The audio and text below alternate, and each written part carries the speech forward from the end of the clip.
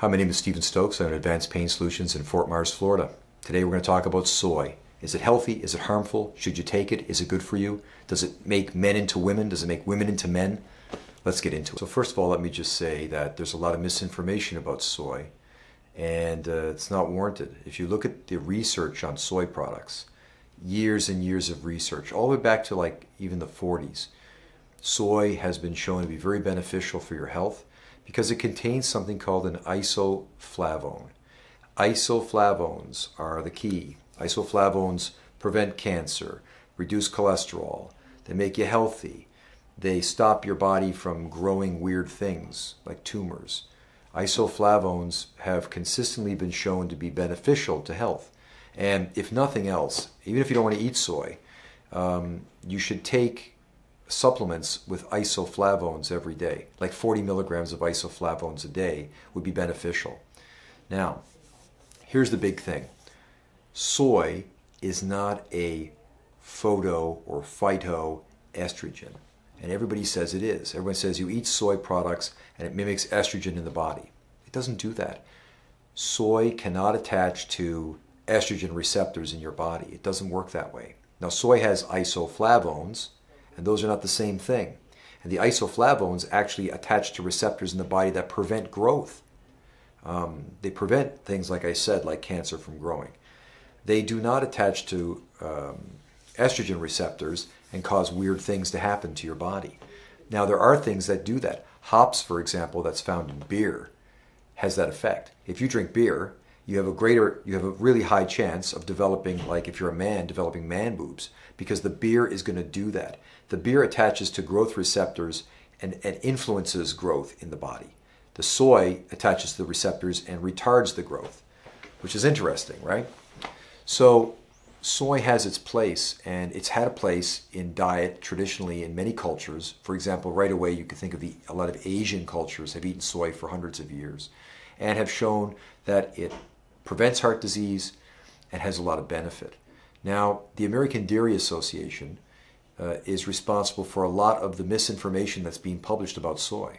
If you look at the different research articles that are put out saying soy is dangerous, you trace them back to various names of different organizations. If you go deeper, you'll find that a lot of those organizations are actually funded by the American Dairy Association. And of course, the American Dairy Association doesn't want you drinking soy milk. They want you consuming cow milk. I'm not against cow milk necessarily, but I'm just drawing the correlation. You have to understand where the research is coming from. And the American Dairy Association, therefore, doesn't want you to drink soy milk. However, the American Dairy Association is one of the biggest buyers of soy in the United States.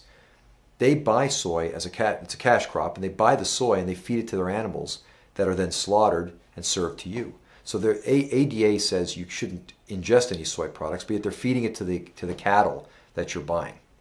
It's screwed up. And this brings up the most important point, which is the soy products that you're purchasing in the United States, the ones that are conventionally grown and are GMO, they're genetically modified because it's a cash crop. They want to grow as much of this as possible. Those products are heavily pesticided. Pesticides, herbicides, poisons, heavy metals are used to grow those products. So if you're eating a heavily based diet of soy products from traditional or from conventionally grown soy, it's not the soy. It's not the soy that's making you sick. It's all of the poisons that they use to grow those products. So if you want to get the benefits of soy, you must take in organically grown soy products. It has to be organic. If you're not eating organic, you're getting all these heavy metals. And I believe that's what's responsible for any negative effects that people encounter when they eat soy. I've been eating soy for 18 years, 20 years, no problems. I feel great. And it's consistently helped me maintain a healthy environment in my body. And but I'll sometimes have a glass of cow milk. I'm not against it. But the idea that soy is going to make a man into a woman, or soy is going to take a female and make her hormones go crazy, it's not founded. It's completely unfounded junk science. And a lot of times funded by, like I say, fronted by these organizations that are funded by the American Dairy Association. So keep that in mind when you're reading this research. Go beyond that to try to get to the bottom line of this. Remember that soy is a plant pigment. They're plant pigments. They're not phytoestrogen. They're not phytoestrogens, right? They're plant pigments, and the valuable factor is isoflavones. Isoflavones is the key. Isoflavones make you healthy.